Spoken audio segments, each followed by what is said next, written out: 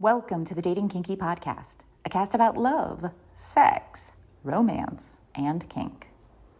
So, I love weekends. Not because I get the days off. I don't. In fact, I often work just as much on weekends as any other day.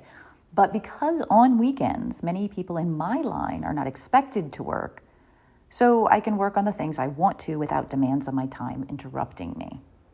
And this past weekend, I worked on writing. Specifically on writing the book I'm working on right now. Boundaries are sexy as fuck. Build better relationships through discovering, creating, and maintaining healthy boundaries. As you might know, boundaries are a bit of a soapbox for me. And I've recently shared some of my book outlines with you in the form of writings and podcasts about the 6 types of boundaries and questions to help you get to the heart of your personal boundaries in the areas of time, finances, emotion, sex, physical interactions, and thoughts and ideas.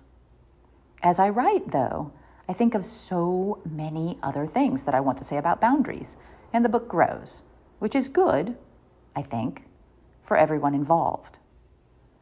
A deeper dive into boundaries and how they help us shape our lives. Boundaries are sexy as fuck. Boundaries are not manipulation.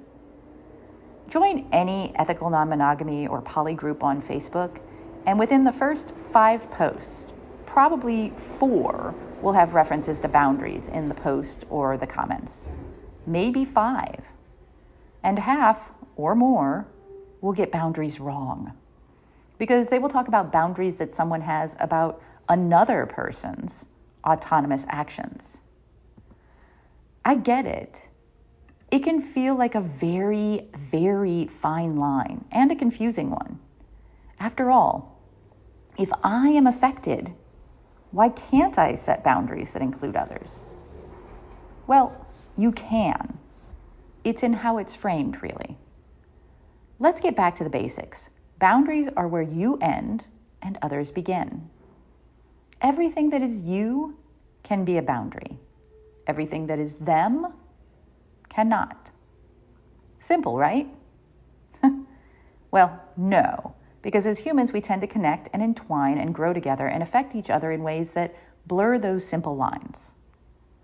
The cupcake conundrum. If they bring a dozen cupcakes into the house while you are on a medically required liquid diet, that can deeply affect you, right? Right. However, can you can't bring cupcakes into the house be a boundary? No. It's not a boundary because it's not about you. It could be a rule, and depending on your dynamic and negotiations, it could even be justified, but it is not a boundary. What would be a boundary in a situation like this? Well, let's say they offered you one of those deliciously light and fluffy cupcakes with the gorgeous multicolored icing and sprinkles, and you said, "No, thank you. I'm sticking to my medically required diet, you asshole."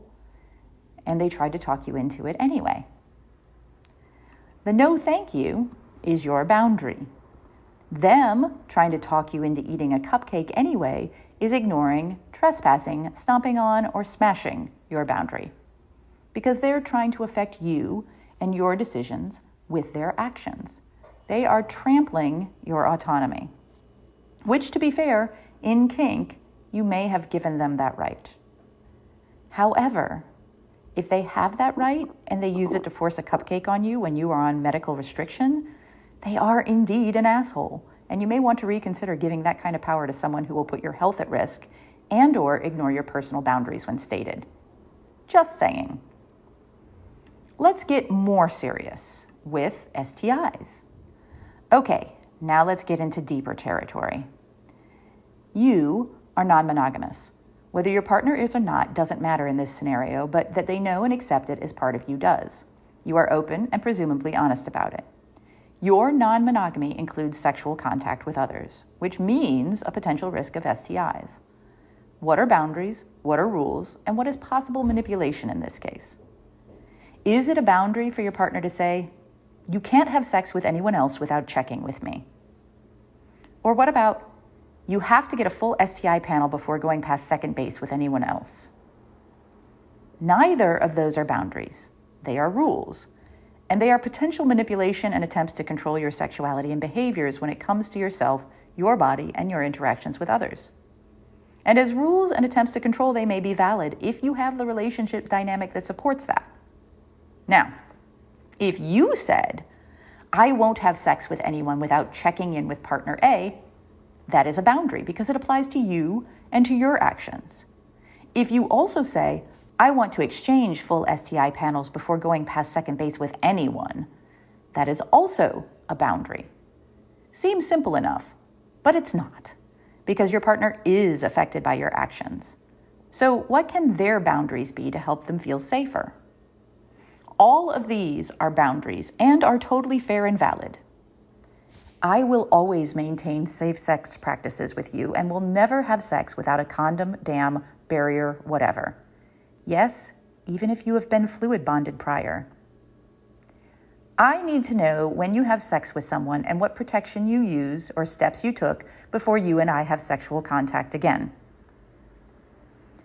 I prefer that you take a shower between having sex with someone else and having intimate contact with me.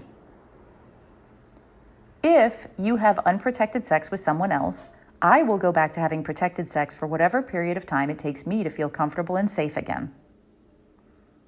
I need to feel sexually safe. If I ever feel unsafe or unsure, I may choose to start practicing safe sex with barriers, regardless of your actions or communication. And so on. All of these are decisions made to protect their mental and physical health, and while they affect you, you may have to use barriers, they are boundaries for their body. You are not forced to comply. You may then set the boundary that you will not engage in barrier sex if you choose, or that you don't feel comfortable with that relationship, including sexual contact moving forward. Yes, those could possibly be manipulative reactions. They are also still 100% valid. Even if you are being a shitty person and intentionally punishing them for boundaries you don't like or think are fair, your boundaries are still valid. Valid does not equal good for what it's worth. Here are a few other examples of rules, manipulation, and control versus boundaries. Rule: you can't watch horror movies. Boundary: I don't like horror movies and I won't stay in the room with you if you choose to watch them. Rule: you cannot use words like slut, whore, or slag. Boundary: words like slut, whore, and slag upset me. And if you use them around me knowing that they upset me, I'll remove myself from your proximity and consider what my mental safety means to you. Rule: you can't have other submissives. Boundary: I would feel insecure about our relationship if you had power exchange dynamics with others. A few notes on semantics. First, let me be clear. Anyone saying that's just semantics is already wrong in my mind, because how we use words and the minor distinctions between them matter a lot. Some even postulate that they matter so much that how we use words actually changes how our brains develop. That said, some people use rules and boundaries interchangeably. I hope I've shown they are not the same in word and practice. However, what about an agreement? To me, an agreement is a rule that both people consent to, or a boundary that is shared between two people. And an ultimatum? Well, stating a boundary can be used as an ultimatum. If you do X, I will Y. But a boundary is not inherently an ultimatum. If you are using ultimatums to exert power or control, perhaps it's a good idea to understand why and address those issues, or maybe rethink your relationship. And if you believe your partner is using ultimatums to exert power or control, perhaps it would be useful to examine why you think your partner is that kind of person, and then examine your relationship. What about limits? Well, those are boundaries. And in kink, we might have hard limits and soft limits, boundaries that are firm and ones that are potentially open for discussion and trial. This is not complete. This is a first draft of some ideas that I'm writing about right now for my upcoming book, Boundaries Are Sexy as Fuck. I'm open to comments, thoughts, ideas, refutations, calls of BS, and more. What are your thoughts? Have you ever had boundaries used against you as a tool for manipulation? Have you ever had someone try to create rules while calling them boundaries? Have you ever been on the other side? What thoughts do you have on the differences and semantics of it all? Thank you for joining me today. If you love this episode, please share it with others who would enjoy it. And please do join me on our new apps available in the Google Play and Apple App Stores. Dating Kinky. It's built by Kinksters for Kinksters, poly, queer, trans folk, and anyone not quite vanilla. And it's free. Find me on FetLife as Nookie Notes, and on Twitter, Pinterest, YouTube, Facebook, and Medium as Dating Kinky. We are on Instagram as Dating Kinky Official, all one word. Also, find me on the new Moan app in beta for iPhone. I'm Miss Nookie there. TheMonapp.com. Have a kinky day, and I'll catch you next episode.